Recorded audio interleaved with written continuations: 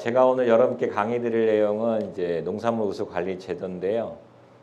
여러분들의 인증 절차라든지 또 여러분께서 농가 돌아가셔서 지켜야 할 준수사항이라든지 이런 부분들을 설명을 드릴 겁니다. 잠깐 제가 공익직불제에 대한 부분들을 보니까 거기서 나오는 영농일지를 작성한다든가 뭐 여러 가지 이제 그 농자재를 처리한다 이런 걸 보니까 그것만 해도 충분히 GAP 인증을 합격하는 데는 뭐 큰 문제가 없을 것 같아요. 그런 것만 준수하셔도 충분할 것 같고요. 제가 사실은 이제 그 GAP 교육이 매년 여러분들께서 지금 여기 와서 지금 하고 있는데 좀 반복되는 부분이 많이 있을 거예요. 그래서 제도의 필요성하고 또 실제 유통에 어떻게 적용되는가를 제가 설명을 좀 드릴게요. 그래서 그런 순으로 진행을 하겠습니다. 먼저 지금 농산물수 관리 제도가요. 복잡하게 여기 정의가 상당히 길긴 한데 여기 보시면 이제 재배 환경, 재배 과정, 수확 후 처리 이런 부분들이 이제 농작업에서 이제 농산물을 생산하는 과정이잖아요. 거기에서 위의 요소라는 것들이 중간중간 있을 거예요. 뭐 인체에 좋지 않거나 또 여러분께 피해를 가거나 또 농작물에 뭐 오염이 되거나 이런 부분들을 여러분이 차단하고 제어할 수 있는 방법을 알려드리는 게 이 제도입니다. 그래서 우리가 그걸 위요소라고 하는데 크게 이제 물리적, 화학적, 생물학적 위요소로 나누거든요. 이 위요소를 우리가 어떻게 조절할 수 있고 차단시킬 수 있느냐가 GAP의 핵심이거든요. 그래서 이런 부분들이 만들어진 제도가 농산물수 관리 제도다. 근데 제일 중요한 건 GAP 인증 농가와 GAP 시설과 농산물 판매 단계 이렇게 해서 생산 단계, 유통 단계, 판매 단계로 나눠져 있다는 겁니다. 이게 그동안의 제도와 상당히 다른 부분이 바로 이 단계가 나눠져 있다는 거예요. 여러분께서 준수하실 부분들은 요 생산 단계만 준수하시면 됩니다. 이 유통 단계는 시설 쪽에서 준수를 하고요. 또 판매점에서는 판매 단계를 준수하도록 되어 있습니다. 이것은 이제 그 별도로 이제 인증기관이 시설 지정을 따로 하고요. 이 판매 단계는 그동안 그 우리나라 그 국민농산물 품질 관련해서 농산물 안전성 조사라는 것을 매년 하고 있습니다. 예, 그래서 시판품 조사라든지 소비자단체랑 같이 조사한다든지 이런 체크들을 하고 있거든요. 그래서 이런 단계로 나눠져 있다.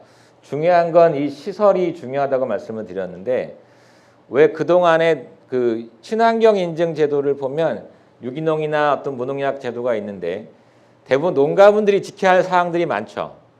예, 바로 또 여러분들이 이제 판매 이런 어떤 그 생산 이력 관리도 해야 되고 이런 부분이 있는데 GAP는 중간에 이 시설 쪽에서 유통 단계 관리 사항이 들어 있습니다. 우리나라에서 GAP 시설 지정된 곳이 지금 800군데가 넘고요. 대부분 다 산지 유통센터, 그다음에 미국 처리장 등이 여기에 그 지정이 받은 상태거든요.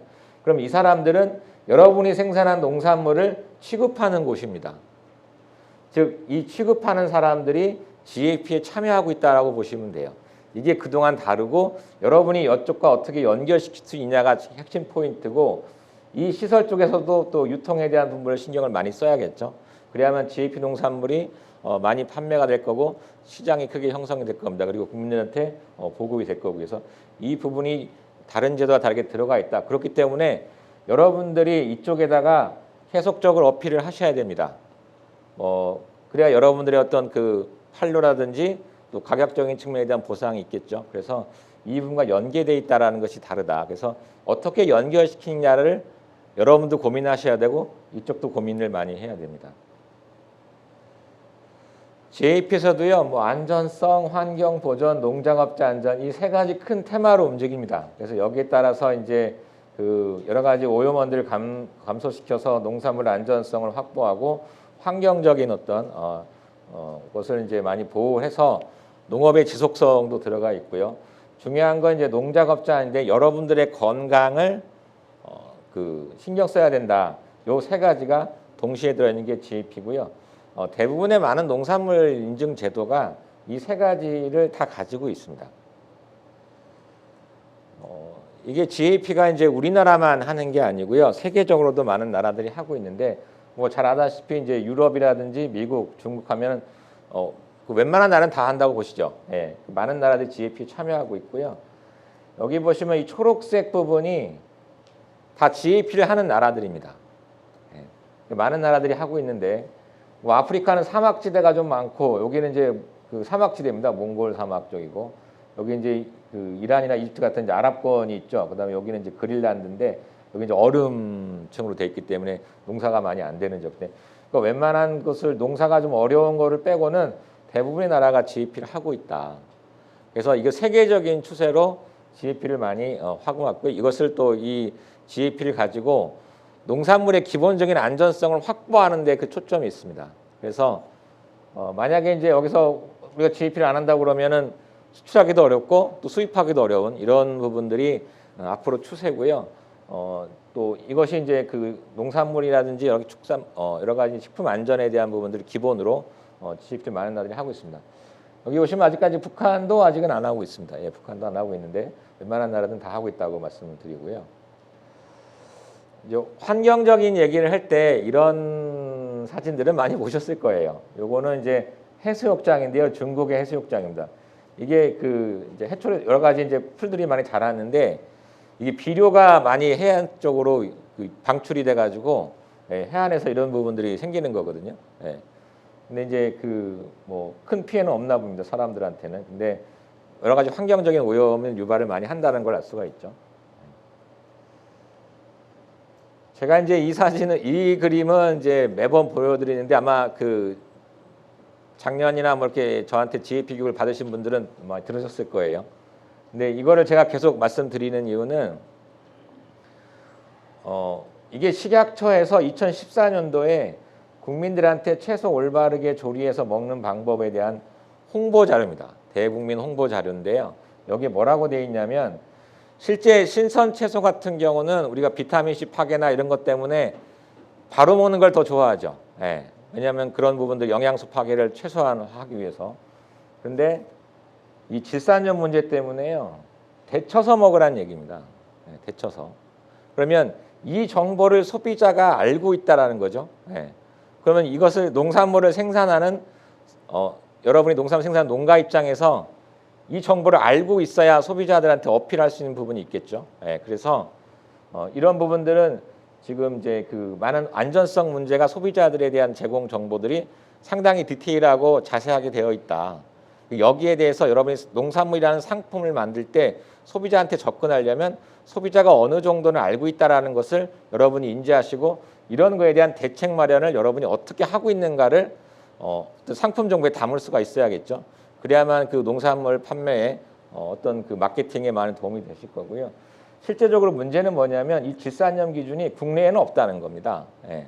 유럽에는 지금 시금치나 상추 같은 이런 농산물이 있고 사실은 지금 이제 그 물고기 종류라든지 그 어류 종류라든지 이런 그 곡류종에 대한 어떤 그 식품에 좀 많이 기준들이 있고 채소류에는 사실은 이제 기준이 뭐 1000ppm까지 있다고 보면 이제 사실은 어느 정도 일정 수준 좀 과하게 되어 있는 부분이 있거든요. 근데 크게 문제가 되지는 않지만 이러한 것들이 계속적으로 만들어지고 있다라는 것을 여러분이 아셔야 되고 산업이 많이 발전되면서 이러한 기준들은 점점 더 많아질 거라는 겁니다. 그래서 이러한 부분에 대해 어떻게 대처할 건가를 여러분이 준비를 하셔야 된다는 거죠. 또 하나는 그 최근에 이제 농업 환경 문제에 대한 얘기를 자꾸 거론을 합니다. 그죠? 예, 그래서 이게 이제 환경을 파괴한다 여러 가지 측면 때문에 우리가 먹는 먹거리 또 우리가 숨쉬는 공기라든지 이런 부분에 대한 대안책들을 많이 내놓는데 문제는 뭐냐면 그 이러한 것들이 많이 언론에 나오면서 계속적으로 농산물 안전성에 대한 요구도가 높아진다는 겁니다. 이 자체의 어떤 결과 발표가 중요하다는 뜻으로 이것을 쓴 것이 아니고 이게 내용이 뭐냐면 국제학술지에 그 우리나라 미세먼지의 그 많은 부분이 농업의 탓이라고 나와 있어요. 그러면 이게 공장이나 자동차보다도 미세먼지를 많이 발생시키다는 보고서거든요. 근데 이것이 맞지 않는 내용이에요. 우리나라에서 어떻게 농업이 우리 주력 산업이 농업도 아닌데 농업에서 미세먼지가 많이 발생시키다 문제가 있다. 그래서 많은 국내 이제 그 많은 전문가들이 이거 잘못됐다라는 얘기를 합니다. 근데 이 잘못됐다라는 얘기를 하는 과정 중에 우리나라 농업이 그 생산량에 비해서 연료라든지 실제 에너지를 많이 쓰기 때문에 이런 부분들이 유발될 가능성도 있다. 이건 틀렸지만 이런 가능성도 있고 아직까지 농업에 불법 소강이라든지 농약 비료 사용에 대한 부분이 대기오염에 영향을 줄 수 있지만 이건 잘못되다 이런 식으로 나온다거든요. 그러면 이렇게 자꾸 농업 환경 문제와 농산물 안전성 문제는 계속 거론된다는 거죠. 사실 소비자 입장에서 봤을 때 잘 모르는 일반적인 입장에서 보면은 과연 농업을 통해서 미세먼지가 얼마나 발생되겠어 하고 이런 문제를 생각하지 않다가 이렇게 하면서 아 발생을 시키긴 시키는가 보다라고 생각할 수가 있거든요. 그래서 이런 측면을 봤을 때 이런 언론 보도들은 계속 나올 거라는 거예요. 그러면 거기에 대해서 어떠한 여러분이 생산한 농산물이 여기 문제 이런 환경적인 문제에 큰 영향을 주지 않는다라는 어떤 그 내용들을 여러분 상품에 담을 수 있어야만 소비자가 쉽게 여러분 농산물을 구매할 수 있는 구매력이 높아진다는 겁니다. 이런 생각들을 좀 하셔야 된다. 그래서 실제 저도 이제 그 예전에 그 농산물 유통 부분에 어느 정도는 이제 그 관여를 해서 계획을 하고 같이 농협하고 이제 대형마트 쪽이나 이런 공약들을 해서 이제 유통을 한번 경험을 한 적이 있는데 이 유통회사들이 그 농산물에 대한 가격을 결정할 요소를 결정할 때 크게 안전성, 가격, 책임 부분이 있습니다. 우리가 생산한 상품이 안전해야겠죠, 그죠? 농산물도 안전해야 됩니다, 그죠? 이건 기본적으로 필요한 부분이고 가격은 과연 농산물의 가격이 적정 가격으로 가격 합의가 되느냐라는 겁니다. 실제 대부분 많은 농산물들은 이제 도매시장 가격을 준해서 거기를 가지고 가격 결정하잖아요. 그러면 그 가격을 결정하는 요소 중에서 여러분의 생산 원가라든지 유통비용들 다 계산을 하게 될 거예요. 그러면 여러분들이 생산 원가가 합당한지를 따져야겠죠. 또 하나는 그 책임 소지인데 제가 이제 이거 자꾸 이제 예를 듣는데 그 저희 집사람이 그 저랑 같은 농가를 나왔어요. 이제 집사람은 이제 서울에서 생활하다가 이제 지금 이제 제가 사는 곳이 대전인데 그 결혼하고 보니까 집사람이 시장에서 농산물을 구매를 안 하더라고요. 그래서 제가 물어봤어요. 왜 너는 시장 가서 농산물 구매하지 않느냐라고 물어보니까 시장에서 농산물을 사면요. 문제가 생겨도 바꿔주지 않는다는 거예요. 실제 시장에서 잘못 사게 되면 어떤 썩은 게 중간에 껴있다거나 이렇게 하면은 반품을 하려고 해도 바꿔주지 않는답니다. 그래도 혹시 또 만약에 그 어떤 그 먹고 문제가 생겼을 때 배탈이 나거나 했을 때 그것도 책임을 져주지 않거든요. 근데 마트에서 사면 맛이 없어도 바꿔준대요. 맛이 없어도. 이게 일반적인 주부들의 생각이라는 거예요. 그래서 이런 문화들 쪽에서 우리가 어떤 그 상품에 대한 책임 소지는 중요한 요소 중에 하나거든요. 근데 이 세 가지를 만족을 해야 된다는 부분이 필요한데 GAP의 이런 안전성에 대한 기본적인 걸 가지고 있고 이 가격 투명화라는 거는 실제 농산물의 가격이 매겨질 때요. 생산, 원가, 유통 이런 부분을 가지고 가격을 매긴다고 말씀드렸잖아요. 그러면 여러분이 어떤 그 생산을 해서 그런 부분들이 농산물 가격에 포함될 수 있는 정보를 줘야 돼요. 그래서 이만큼 높아졌다라는 거를 어느 정도 가격 이만큼이야 적정한 가격이라는 것을 알려야 되는데 실제적으로 그 우리나라 지금 아직까지 유통 투명화가 그렇게 많지는 않죠. 근데 예전에 비해서는 많이 좋아졌다고 생각을 합니다. 이게 무슨 얘기냐면 사실 이제 그 간혹가다 요즘에도 언론에 나옵니다. 배추 농사를 해서 수확을 하려고 하는데 수확 비용보다 판매 가격이 더 낮아서 아예 배추를 갈아엎죠. 그런 걸 종종 보실 겁니다. 그러면 소비자들한테는 그럼 값싼 배추를 공급되느냐? 그렇지 않거든요. 소비자는 뭐 예를 들면 이제 산지의 배추 가격이 1,000원인데 소비자 가격은 거의 10,000원에 가깝단 말이에요. 그러면 그 9,000원에 대한 마진 누가 챙겼느냐는 거죠. 이게 유통이 투명화되지 않으면 그런 부분이 감춰져 있기 때문에 그 피해는 소비자도 피해를 보고 농가분들도 피해를 본다는 겁니다. 그러면 어떤 경로를 통해서 그 중간 마진이 붙었다는 것을 알 수가 있다고 그러면 그것이 합당하다고 그러면 적정한 가격이 매겨지겠죠. 그 중간 경로를 모르기 때문에 가격이 비싸다고 느낄 수 있다는 거거든요. 실제 대형마트 계산할 때도 보면요. 그 유통 단가라는 이런 걸 계산을 할 때 다 나오거든요. 그걸 근거로 가격을 맺는데 중간에 그런 것들이 빠져버리면 가격 자체가 상당히 낮아지겠죠. 여러분께 협상되는 가격들이. 그래서 이력 관리는 어떻게 보면 여러분들이 제값을 받을 수 있는 가장 기본적인 방법이다. 있다라고 생각하시면 됩니다. 그래서 이러한 부분들이 그 GAP 농산물 자체가 이력 추적이 가능하기 때문에 이 적정 유통에 대한 투명화를 나타낼 수가 있고요. 또 이 이력 추적 통해서 역추적 관리가 되기 때문에 책임 소지도 명확하게 나옵니다. 그래서 GAP가 소비자들이 어떤 그 원하는 농산물에 가장 필요한 기준들을 가지고 있다. 이 말씀을 좀 드리고요. 여러분이 농사를 하실 때요, 상당히 좀 어려운 분이 많으실 겁니다. 예전에는 이제 그 우리나라 농업 인구가 많을 때는 여러분이 농사만 짓기만 하시면 뭐 유통이라든지 이런 부분들 같이 신경 쓰는 데가 많았는데 요즘은 여러분들께서 농업에 대한 부분도 알아야 되고 유통도 알아야 되고 또 이것을 식품으로 가공하시는 분들도 계시죠. 그럼 식품에 대한 관련도 알아야 돼요. 근데 우리나라 농산물을 보면요, 농식품부 관할의 법령 쪽이 있고 유통 단계가 식약처하고 나눠져 있습니다. 그다음에 학교 급식 같은 경우는 교육부가 따로 하거든요. 유통에 대한 상황들을 알려면 이러한 관련 법들을 좀 복잡하지만 알고 계셔야 쉽게 접근이 가능해요. 그래서 이러한 것들이 좀 어려우시긴 하겠지만 이것이 유통 단계에서 이런 부분들이 나눠지고 기준들이 다르다. 그래서 여기에 대한 부분도 어느 정도 일정 수준 대응을 할 수 있어야 됩니다. 그래서 이러한 부분들이 GAP가 지금 이제 학교 급식이나 이런 유통회사들이 많은 이력 관리가 되기 때문에 이런 부분의 대응이 기본적으로 그 이력 관리에 갖추고 있고요. 제가 이것을 왜 말씀을 드리냐면 PLS가 2019년도 1월 1일부터 시행이 됐죠. 근데 이 PLS 시행을 앞서서 국립농산물 품질관리원과 이제 식약처에서 안전성 정보를 공개하기 시작했습니다. 2016년도부터. 그래서 시군 단위별로 그 부적 함유나 이런 것들이 계산돼서 나옵니다. 그러면 그 시군 단위별로 어떤 그 경쟁적인 관계에 있다. 그러면 보령에 뭐 포도 같은 경우가 있다. 그러면은 뭐 영동 포도랑 부적 함률이 어떤 게 더 높냐? 그러면 뭐 영동 포도가 뭐 부적 함률이 더 높다 그러면 그 구매율이 떨어지겠죠. 그게 시군 단위로 나오거든요. 그래서 지역 간의 이런 부분들에 대한 어떤 차이가 그 언론에 지금 인터넷을 통해서 공개되고 있다는 말씀을 드리고요.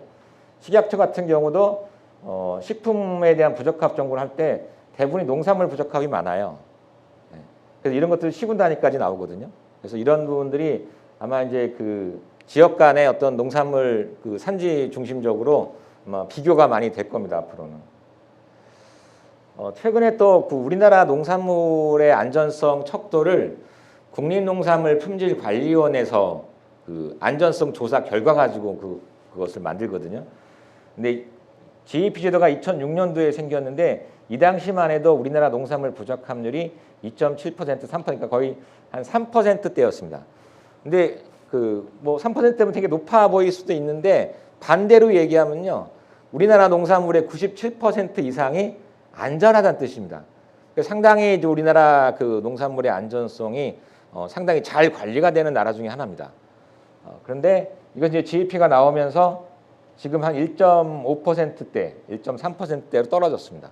그러니까 다시 말하면 거의 99%에 가까운 농산물이 안전하다. 그래서 여러분이 생산한 농산물 상당히 안전하다라고 알 수가 있습니다. 특히 이제 학교 급식에서는 이제 2014년도쯤에 이제 친환경 농산물이 많이 부족하기 때문에 그 부족한 부분만큼만 GAP를 공급하기로 해서 이제 서울시교육청을 이제 필두로 해가지고 이제 학교 급식에 GAP 농산물이 들어가기 시작했는데 그 이후로 지금 거의 0.1%대입니다. 거의 이제 99%, 99.9%가 안전하다는 뜻이죠. 네, 그래서 학교 급식이 상당히 우리나라에서 더 잘 관리가 되고 있다고 볼 수 있고요. 여기에 뭐 친환경 농산물도 많이 기여를 하고 GAP 농산물도 많이 기여하고 있다. 그래서 아마 이제 앞으로 이제 수요가 더 높아지겠죠. 이런 것을 보면 지금 국내 유기농 농산물이 그 농업 하시는 농업 인구가 한 23,000 정도, 무농약이 한 3만 정도 돼서 합치면 한 5만 정도 됩니다. 그리고 GAP가 지금 11만에서 거의 11% 정도가 GAP를 좀 하고 있고요. 그래서 계속적으로 늘어나는 추세에 있습니다. PLS인데요. PLS는 뭐 간단합니다. 원래 원래 처음에 이제 농산물 농약 안전 관리 제도를 보면은 네거티브 포지티브 리스트 시스템이라고 그래가지고 어떤 농약을 정한 다음에 이걸 쓰면 안 됩니다 했었습니다. 근데 이 PLS가 뭐냐면 농약의 종류가 많고 또 여러분이 해외에서 직접 구매하는 경우도 많기 때문에 쓸 수 있는 농약을 정해놓고 그거 외에는 쓰면 안 된다는 뜻입니다.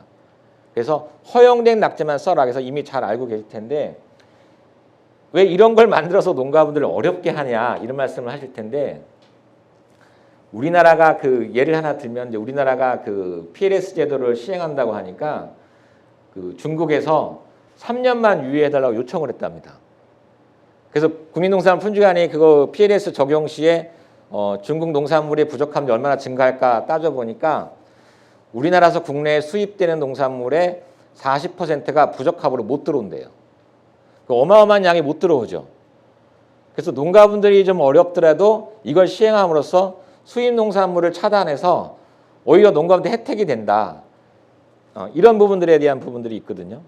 근데 더 재밌는 거는 우리나라에서 PLS를 시행한다고 하니까 미국에서는요 10년 유예달라는 요청을 했답니다. 그 왜 그럴까요?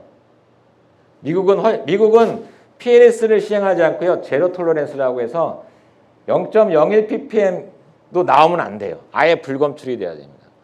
훨씬 더 까다로운 제도를 갖고 있는 미국에서도 유예 요청을 했대요. 왜 그러냐면 선진국들은요 가장 최상의 품질과 가장 안전한 농산물을 자국민한테 먼저 주고 나머지를 수출합니다. 나머지를. 그러면 이러한 농산물에 대한 수입에 대한 어떤 막는 효과를 갖는 것이 이 PLS가 가지고 있다. 그래서 여러분께서 어렵더라도 등농약제를 쓰시고 이 PLS 기준을 준수해 주십사 당부드리는 거고요. 이제 그 뭐 도입 배경에 이제 간단하게 보시면 이제 뭐 글자로 보시면 될 것 같고요. 예전에는 이제 PLS를 적용할 때 여러 가지 기준들을 적용해서 되도록이면 여러분을 적합으로 이렇게 해드렸거든요. 근데 지금은 등농약제 유예에는 무조건 나머지는 검출이 되면 안 된다. 0.01 ppm 이하로 나와야 된다는 뜻입니다. 여기서 중요한 건 뭐냐면요. 제가 이 PLS에 대한 그 적용에 대한 부분들을 검토를 한 적이 있거든요. 이게 시행되기 전에 이제 군화 지자체하고 같이 이제 종합 검사를 하고 또 이제 그 군에 있는 농산물을 전수조사를 해서 어떤 피해가 발생된가를 조사를 한 적이 있습니다. 근데 제가 결론 낸 게 뭐냐면 매일같이 연중 수확하는 작물들은 그나마 피해가 덜합니다. 근데 일시에 수확하는 작물들 있죠. 한 번에 하루 만에 수확하는 거. 뭐 감자, 고구마 이런 것들이요. 그러면 이것이 수확해서 검사를 했을 때 부적합이 나오면 폐기 처분하도록 되어 있습니다. 그러니까 1년 농사를 다 날릴 수가 있다는 거죠. 이런 거에 주의하셔야 됩니다. 연중 수확하는 작물은 우리나라가 전 세계적으로 적용하지 않는 유일하게 하나 쓰는 제도가 뭐가 있냐면 생산 단계 조사라는 게 있습니다. 그래서 출하하기 전에 조사했을 때 농약이 부적합이 나오면 그 반감기를 가져서 언제까지는 수확하지 마시고요. 그 다음에 수확하세요라고 하는 유예 기간을 줍니다. 그 농가 피해가 상당히 적겠죠. 이렇게 되면. 근데 다 수확한 걸 검사했을 때는 반감기 적용이 안 되기 때문에 폐기 처분하도록 되어 있거든요. 그래서 일시 수확하는 작물들은 조심하셔야 됩니다. 그런 부분들은 예방을 잘 하셔야 되고 등농약제를 써야 되는 부분들이 꼭 필요하고요. 또 일부분에 약간은 그렇게 하신다 하더라도 약간의 문제가 발생될 소재들이 있습니다. 그건 제가 뒤에 설명을 드릴게요. 어떤 때 발생하는지. 그래서 유해요소 분석이라는 게 GAP에 중요한 건 유해요소를 분석해서 어떻게 차단하고 제어하냐를 말씀을 드렸죠. 제가 그 설명을 드리겠습니다. 유해요소는 크게 앞서 설명드린 대로 화학적, 생물학적, 물리학적 세 가지로 나눕니다. 화학적 유해요소는요. 여러분이 지금 계속 농가 교육하실 때마다 앞서 방송 자료도 나온 홍보대로 나오던데 그런 부분 등록된 약세 쓰라는 겁니다. 그래서 대부분이 이 화학적 유해요소는 농약과 비율에 많이 있습니다. 그래서 이런 것들을 잘 관리하시고 기준만 준수하시면 잘 제어가 됩니다. 물리학적 유해요소는 여러분이 관리하지 말라고 해도 여러분이 관리를 하고 계십니다. 왜냐하면 농산물을 포장해 담을 때 돌이 들어갔다 오면 꺼내실 거고 뭐 깨진 유리 쪽에 들어가지 않게끔 하시죠. 이런 것들이 눈에 보이는 것들이기 때문에 그 물리적 유해요소에 대한 관리는 여러분이 잘 하고 계십니다. 문제는 얘입니다. 이 생물학적 요소는 눈에 안 보입니다. 그리고 오염되는지 안 되는지 잘 모릅니다. 예, 관리가 상당히 어려워요. 우리가 지금 코로나 때문에 마스크를 쓰고 있는데 코로나균이 보이지는 않잖아요. 그죠? 예. 어떻게 행동을 제할 수가 없어요. 그래서 우리가 그 철저하게 방역도 준수하는 이유가 잘 눈에 띄지 않기 때문에 보이면 우리가 피하면 되는데 얘가 보이지가 않거든요. 또 어떻게 전파되는지 잘 모르고. 예. 그래서 상당히 관리가 까다롭습니다. 이런 부분들이 이제 직접 먹는 농산물들, 신선치도 익혀서 먹지 않은 것들은 상당히 주의를 해야 된다. 뭐 익혀서 먹는 것들은 좀 어느 정도 관리가 이렇게 많이 까다로울 필요는 없지만 신선하게 먹는 것들은 좀 주의가 많이 필요하다. 그래서 이 세 가지의 유효소가 있다. 그래서 이것을 어떻게 적절히 제어하느냐가 이제 중요한 사항이죠. 생물학적 유효소는요, 가축에서도 올 수 있고 야생동물에서도 올 수 있습니다. 토양에서 올 수도 있고 하천소 같은 농업 용수에서 올 수 있습니다. 그리고 생활에서 유입될 수도 있고 또 여러분들의 손에서 전파가 될 수도 있고요. 뭐 이제 농업 용수에 관수했던 이런 이제 물을 공급할 때 전염될 수도 있고요. 이게 무슨 그림이냐면요. 이런 거에서 경로를 얘가 왔을 때 최근에 나온 논문들에서 이제 이런 것들이 나오는데요. 이게 리스테리아균입니다. 리스테리아균이 얘가 기공으로 들어가요.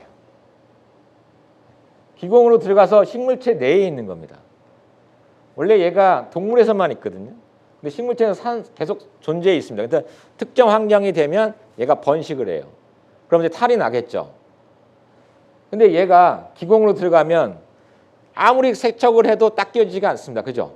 약품 처리를 해도 얘가 흠모노매지 되지 전까지 신선한 상태에서는 제거가 안 됩니다. 그러니까 이걸 제거하려면 이걸 이렇게 유입되는 것들을 차단할 수밖에 없고 손도 세척해서 만질 수밖에 없는 겁니다. 그래서 그런 의미에서 이런 부분들이 관리가 상당히 중요하다. 여러분 광우병 혹시 아시죠? 제가 이해를 돕기 위해서 예를 하나 드리겠습니다. 광우병 아시죠? 광우병이 상당히 큰 이슈가 됐습니다. 전 세계적으로. 근데 뭐 식품 같은 경우는요, 해썹 같은 게 있어요. 그래서 소가 도축돼서 오면은 다 철저하게 검사해서 들어옵니다. 또 깨끗한 데서 하고요, 작업을 하고. 근데도 전염이 됐습니다. 광우병 문제가. 이게 현재 과학기술로 아무리 노력을 해도 차단이 되지 않는다는 뜻입니다. 그래서 광우병을 계기로 전 세계의 식품안전관리체계가 바뀌었습니다. 그럼 어떻게 바뀌었냐? 최종적으로 생산된 농산물을 이게 뭐 소독하고 이런 개념이 아니라 그것을 생산하는 생산자부터 철저하게 깨끗한 청정 지역에서 생산을 하고 유통 과정에서 철저하게 해서 생산 단계에 대한 어떤 그 안전성을 강조해서 여러분들의 그 작업의 중요성이 되게 높아졌어요. 그래서 이것을 사전 예방 차원이라고 합니다. 그래서 사전 예방적 차원에서 이런 제도를 시행하는 거 바뀌었습니다. 그래서 전 세계 GAP가 많이 활성화되는 이유가 중에 하나가 바로 그런 의미에 있습니다. 그래서 아무리 우리가 검사 기술이라든지 소독 기술이 뛰어나다 하더라도 여러분이 안전하게 생산하지 못하면 대안이 없다. 그래서 여러분들의 그 노고가 더 필요하시겠지만 여러분들의 어떤 그 가치가 더 중요하게 됐다. 그런 시대가 됐다는 말씀을 드리고요. 실제적으로요, 지금 이제 우리나라에서 농산물을 판매할 때 아직까지 유기농이 가장 비쌉니다. 아직까지 유기농이 비싼 이유 중에 하나는 농약에 대해서 상당히 우리나라 국민이 되게 민감하거든요. 전 세계적으로 일본과 우리나라가 유독 민감하답니다. 그래서 근데 실제적으로 식중독 사고를 보면요, 그 농약이라는 게 화학 물질이잖아요. 거의 발생 가능성이 없습니다. 그런데 소비자들이 상당히 크게 부각되는 경우가 많아요. 사실 여러분의 우리나라에서 지금 현재 국내에서 판매되는 농약의 거의 99.9%가 마셔도 죽지 않을 만큼 저농약밖에 없습니다. 근데도 상당히 어떤 그 민감하게 반응하는데 실제 이거보다 이렇게 그 생물학적 유형이 50%가 더 크고요. 그 다음에 이력 관리가 잘 안 된 농산물이 아직도 많기 때문에 40%가 명확하게 원인 규명이 안 됩니다. 그래서 농산물에 대한 이력 관리는 상당히 중요하고 생물학적 유효인에 대한 관리가 더 중요해졌다. 그리고 우리나라의 농약 관련 관리는 뭐 여러분께서 등농약제만 많이 쓰시고 또 국가에서도 많이 관리가 잘 되어 있기 때문에 사실은 우리가 생각하는 것보다 훨씬 안전하다. 특히 이제 우리나라 농업 기술 자체가 세계적으로도 손가락에 꼽을 만큼 상당히 여러분이 기술 수준이 높아졌고 또 적법하게 농사하시는 분이 더 대부분이시기 때문에 이런 문제는 거의 크게 발생되지 않을 거라고 좀 보거든요. 자, 그런데 아직까지 우리나라에서요, 이 문제 가지고 뭐 크게 중병을 앓았거나 사망한 사례는 없습니다. 그래서 그렇게 민감하게 반응할 필요는 없는데 왜 국가에서 이런 관리 체계에 대한 부분들을 중요시 생각하고 있냐면 선진국에서 농산물을 먹고 사람이 죽었습니다. 그게 문제입니다. 관리 대책이 필요하겠죠. 그런데 여러분께서 주목하실 거 하나는 이 제가 스페인산 오이에 대한 얘기를 자주 하는데요. 이건 여러분께서 꼭 아셔야 됩니다. 왜냐하면 그 독일에서요. 사람이 갑자기 30-40명이 죽어버렸습니다. 그러면 그 원인 규명을 해야겠죠? 많은 사람이 죽었으니까. 그래서 독일 정부가 조사를 합니다. 조사를 해보는데 이 죽은 사람의 공통점이 스페인산 오이를 먹었다는 공통점이 있었답니다. 그래서 정확한 원인 규명을 하기 전까지 당분간 스페인산 오이 수입을 전면 금지합니다고 선언을 했습니다. 독일은 기술 강국이죠. 나라도 강대국에 속합니다. 러시아가 그 얘기를 듣고 러시아도 스페인산 오이 수입을 금지했습니다. 그리고 주변의 많은 유럽 나라들도 스페인산 오이 수입을 금지합니다. 근데 독일 정부가 한참 지나서 이 사망 원인이 스페인산 오이가 아니고 독일산 새싹 채소 때문에 죽었습니다라고 발표를 합니다. 그러면 이 발표하는 동안 스페인산 오이 수입을 금지했기 때문에요. 스페인산 오이를 생산하는 농가들이요. 하루에 수천억 원의 손을 봤답니다. 하루에. 그러니까 시간이 지날수록 수천억이 날아가는 겁니다. 또 제때 수확을 못하면 품질이 가격이 떨어지죠. 저장된 거 썩기 시작할 테고. 그래서 엄청난 손해를 봤대요. 그러면 독일 정부가 잘못 발표해갖고 이게 금지가 됐었는데 이게 원인이라서 발표를 했을 때 과연 스페인산 농가들한테 보상이 따랐을까요? 보상이 한 푼도 안 갑니다. 단지 수입을 금지만 했을 뿐이기 때문에 다른 나라들은 책임 소지가 없습니다. 결국 이러한 문제가 발생되면 농가들이 피해를 볼 가능성이 되게 높다라는 겁니다. 제가 판단하기에는. 그래서 어느 정도는 대비가 필요하다.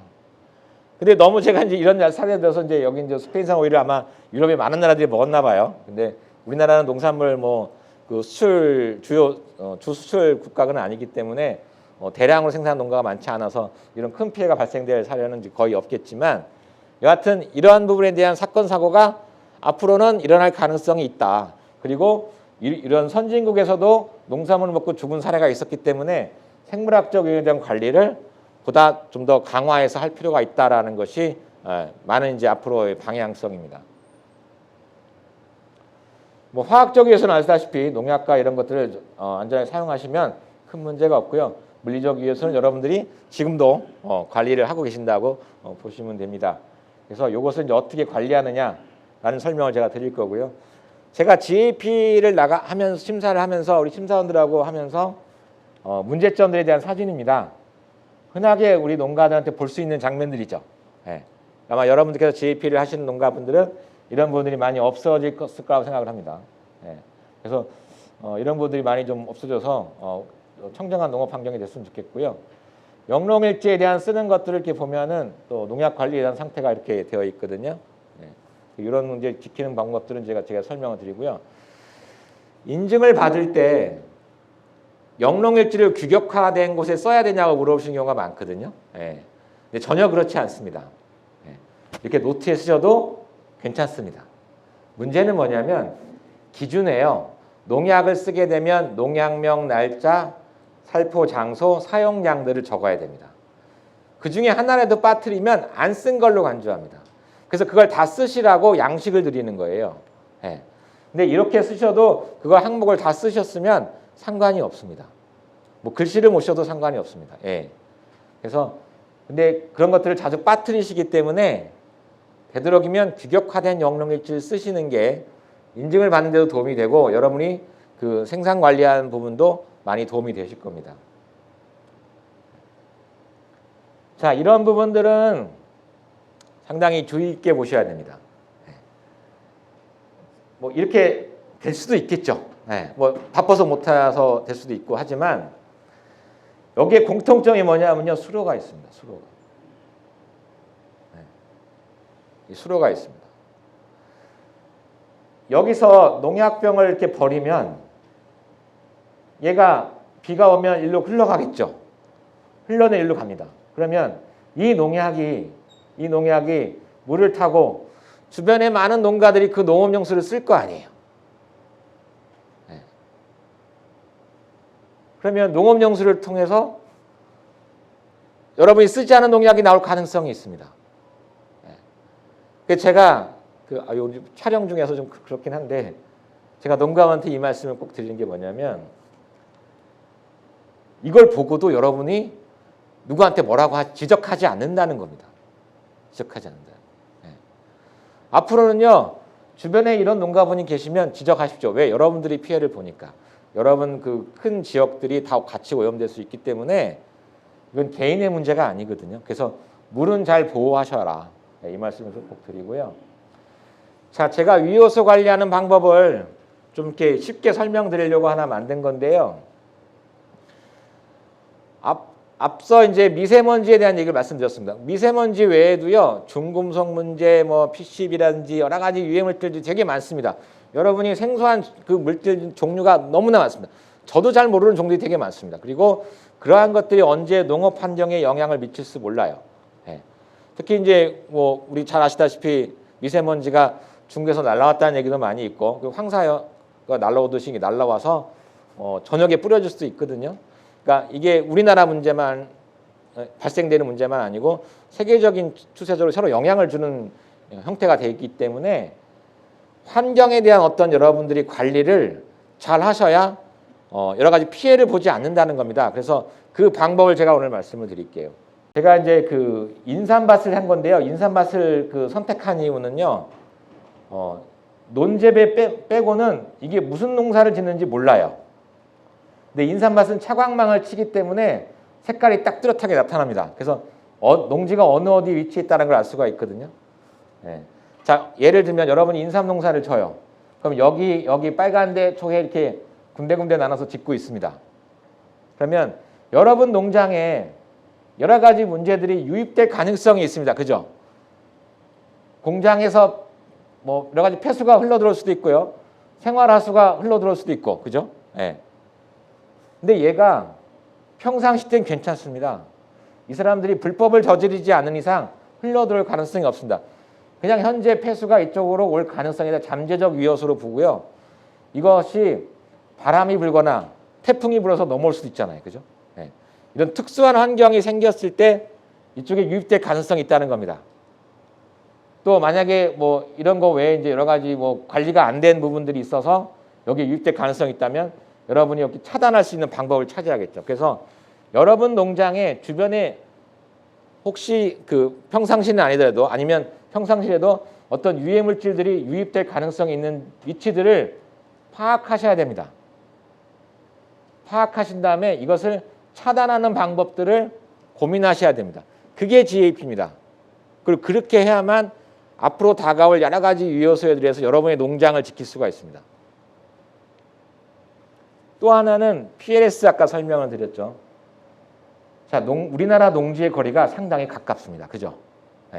1m도 안 됩니다. 50cm도 안 됩니다. 그러면 여기서 농약을 살포했을 때 일로 날아갈 가능성이 매우 높습니다. 여기서 농약을 살포했을 때 일로 날아갈 가능성이 높고요. 그러면 서로 나는 등농약제를 썼는데 왜 내가 벼약제가 나오고 왜 여기가 인삼약제가 나오냐 이렇게 얘기가 될 수 있겠죠. 그래서 농약을 살포할 때도요. 되도록이면 바람을 등지고 하고 이쪽에 서로 날아가지 않게 주의하셔야 됩니다. 그리고 내 농지의 위치가요. 고조차가 있습니다. 고조차가 있을 경우에는 얘가 삼투압에 의해서 흘러들 가능성도 있습니다. 또 여러분 농지 옆으로 이게 수로가 지나갈 때 농약을 차용했을 때 이쪽 수로로 비산될 수도 있겠죠. 그럼 이럴 때는 물이 흘러갈 때는 주의를 해야겠죠. 여기다 뭔가를 버리지 않고. 이런 거를 주의해야 아까 불검출 0.01이라고 하는 ppm 자체가요. 얼마나 극미량이냐면 욕조 한가득 물에요. 농약 한 방울의 양입니다. 상당히 극미량이어도 검출됩니다. 0.01 ppm 이상이 되면 부적합 처리가 되고 부적합 처리가 되면 말씀드렸듯이 생산 단계에서는 그나마 괜찮은데 수확을 다 했을 경우는 폐기 처분하게 돼 있거든요. 그렇게 되는 경우는 여러분 피해가 크겠죠. 그래서 이런 부분에 대한 가능성도 좀 있다. 예. 그래서 뭐 지금 현재 뭐 우리나라 쓰는 농약들이 대부분 이제 저독성 농약이고 잔류 기간이 짧아요. 그래서 큰 피해는 없을 수 있는데 그나마 혹시 조심은 하셔야 된다라는 겁니다. 예. 그래서 서로 그 농약이 비산되지 않도록 주의를 하셔야 관리가 된다는 말씀드리고요. 자, 앞서 설명 제가 위성 사진에 대한 부분 보여드렸죠. 그럼 여러분이 재배지가 이렇게 있어요. 그럼 주변에 아까 설명한 여러 가지 그 농작업이 가까운 데도 있을 거고 또 새로운 토양을 구할 때가 있을 거고 또 농장을 관리하기 위한 농기구 창고나 이런 걸 보유하고 계실 겁니다.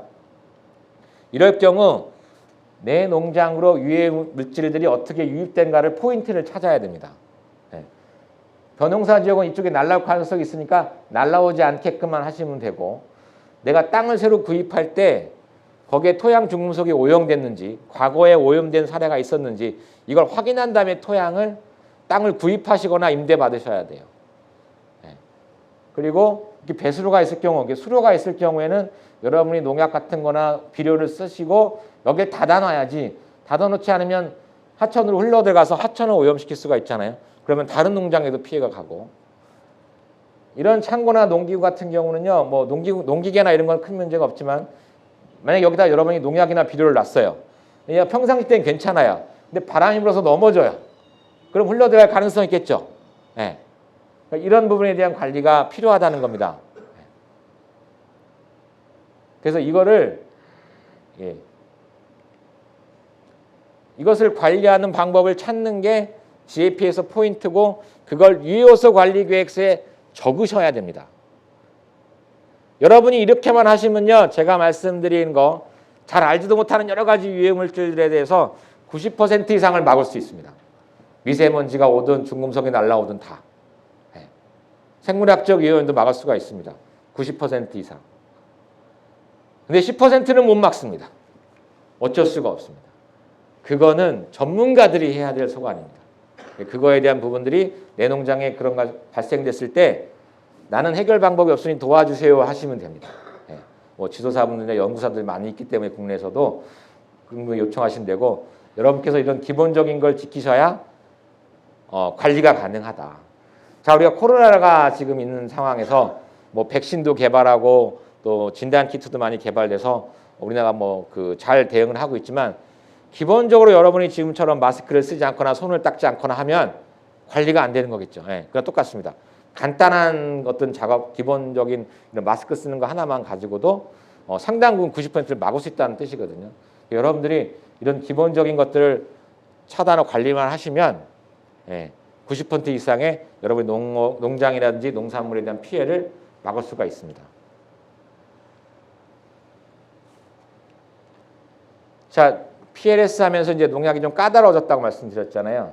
그래서 등농약제만 쓰시면 된다고 말씀드렸어요. 근데 GAP 농가분들은요, 등농약제 위에도요, 사용량하고 사용 횟수를 같이 지켜야 됩니다. 이 사용 횟수와 사용량을 지키셔야 된다는 거 말씀드립니다. 사용 횟수를 지키지 않으면요, 미등농약제 쓰는 거랑 똑같이 다른 심사 결과와 관계없이 부적합 처리합니다. 그래서 농약병 뒤에 보시면요, 사용 횟수가 정해져 있습니다. 작물 재배 동안 2회 이내 뭐 이렇게 적혀져 있습니다. 그 2회 이내면 2번 이상 쓰시면 안 된다는 뜻입니다. 그래서 2회까지만 쓰실 수 있다는 뜻이거든요. 그거 사용 횟수를 지켜주셔야 되고요. 사용량은 잘 지켜주셔야겠죠. 그래서 농약 기록부를 써야만 이 관리가 가능하다. 관리가 가능하다. 그 다음에 제가 말씀드린 대로 여러분이 해결하기 어려운 부분이 있다고 말씀드렸죠. 아직까지 이제 항공방제에 의한 오염, 또 과거에 사용된 농약이 아직도 남아있는 경우가 종종 있습니다. 그런 게 드문 경우지만 아직까지 있기 때문에 그런 부분들. 그 다음에 아까 설명드린 농약 조그만한 농약 살포기를 쓰시는 게 아니라 뭐 광역살포기 같은 거 쓰실 경우는 이제 주변에 날아갈 가능성이 높겠죠. 그런 것 때문에 간접적으로 오염될 수도 있고요. 설명된 농업용수를 통해서 오염 가능성도 있고요. 근데 비점 오염이라는 게 평상시 때는 괜찮은데 특정한 환경 조건, 바람이 분다거나 태풍이 왔을 때 그 넘어져서 유입된 가능성들 이런 것들은 이제 비점 오염이라 하는데 이런 것들은 사실 여러분이 막기가 좀 어렵죠. 그래서 이런 것들을 사전에 차단할 수 있는 방법들을 구상을 하셔야 된다는 겁니다. 제가 그건 뒤에 설명을 좀 GAP 설명드리면서 몇 가지 설명을 좀 드리고요. 이거는요 PLS를 시행하면서 일본에서 농가들한테 나눠준 전단지입니다. 그 전단지를 제가 번역을 해놔서 글자가 좀 작더라도 이해를 좀 부탁드리겠습니다. 왜냐하면 이 그림을 제가 새로 그릴 수가 없어가지고 대표적으로 여기 논이라는 걸 보시면요 아까 제가 설명드렸을 거예요. 논에다가 농약을 살포한 후에 여기 하천으로 흘러가는 이 그 수로를 7일 동안 막아놓으라는 뜻입니다. 7일 동안. 그럼 하천에 그 반감기가 지나서 하라는 거겠죠. 예를 들면 거기 농약의 살포 일수가 나올 거예요. 15일이면 15일 동안 하천으로 흘려보내지 않으시면 돼요.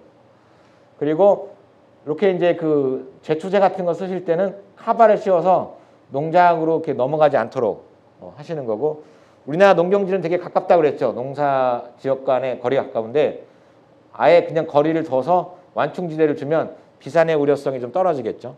그래서 완충지대를 두거나 너무 가까워서 완충지대 주기가 어려워요. 토양에 대한 문제가 있기 때문에 그래서 이런 경우는 아예 그냥 비닐로 덮어둬라. 수확기가 가까우면은 비닐 덮어서 옆에 밭에서 날라오는 거를 막아라. 뭐 이런 그림입니다. 그리고 요거는 이제 그 살포기를 기계를 썼을 때 되도록이면 농작물에 가깝게 칠하는 겁니다. 높은 데서 쳐가지고 바람에 의해서 날아가지 않게 하려면 되도록이면 농작물 가까이 쳐라. 낮게 해서 살포하라는 뜻이고요. 이게 광역 살포기를 쓸 때 허공에 딱 뿌리지 마시고 작물체에 바로 뿌리라는 뜻입니다. 그리고 되도록이면 바람이 적게 부는 날 쳐서 멀리 날아가지 않도록 주의를 하라는 뜻이고요. 또 일반인들이 있는 어떤 사람들이 많이 다니는 곳에 날아가지 않도록 주의 경고 표시를 한다거나 또 이렇게 이거는 이제 자동차에 묻으면 이게 이제 얼룩지거나 이렇게 파손이 될 수 있기 때문에 비산의 우려성을 주의하라는 뜻입니다. 여기 보시면 이제 세탁물 같은 경우 집에 가지 말라, 가지고 가지 말라는 뜻이고요. 제가 하나 더 설명드리면 앞에 설명드리고 제가 보충드리면 이 사람이 농약을 쓸 때 옆에 날아가지 말도록 이렇게 그 천을 대가지고 그 다음에 농약을 뿌리는 겁니다. 이렇게 하시는 분들 한 번도 못 봤죠. 일본은 이렇게 좀 하고 있더라고요. 그리고 앞서 설명드린 노즐을 미세하게 하면 멀리 가겠죠. 근데 굵게 하면 바로 밑으로 떨어지겠죠. 그래서 노즐을 되도록이면 작물체에 가깝게 하고 노즐을 크게 해서 바로 밑으로 떨어지도록 하면은 옆으로 비산에 대한 가능성이 적겠죠. 그래서 이렇게 관리하라는 내용입니다. 제가 GAP에 대한 GAP는 이제 여러분 오늘 그 GAP 이수 교육을 받으시면 인증 신청하실 수 있습니다. 왜 교육을 하냐면 교육을 듣는 게 중요한 게 아니고요. 교육을 듣고 GAP 심사 준비를 하라는 겁니다. 그래서 제가 이제 그 간간히 이제 인증기관에서 있다 보면 농가분들이 오셔가지고 GAP 하려면 어떻게 해요? 이렇게 물어보셔요. 난감하죠, 심사원들은. 왜냐하면 교육을 받고 GAP에서 알고 신청해서 오셔야 되는데 모르고 신청한다는 건 교육을 잘못 받았다는 뜻이거든요. 그래서 여러분이 오늘 신청하고 또 신청서 쓰는 법하고 영농일지 쓰는 법, 또 GAP 기준이 무엇이 있는지를 잘 알고 가셔서 인증기관에 가서 인증 신청하시면 됩니다. 어떻게 하냐고 물어보지 마시고 뭐 부문 보면 기억이 안 나는 거 물어보시면 되는데 처음부터 인증 신청 어떻게 합니까 물어보는 거는 이제 교육을 제대로 안 들으시는 거기 때문에 그런 부분들은 주의를 좀 해주시고요.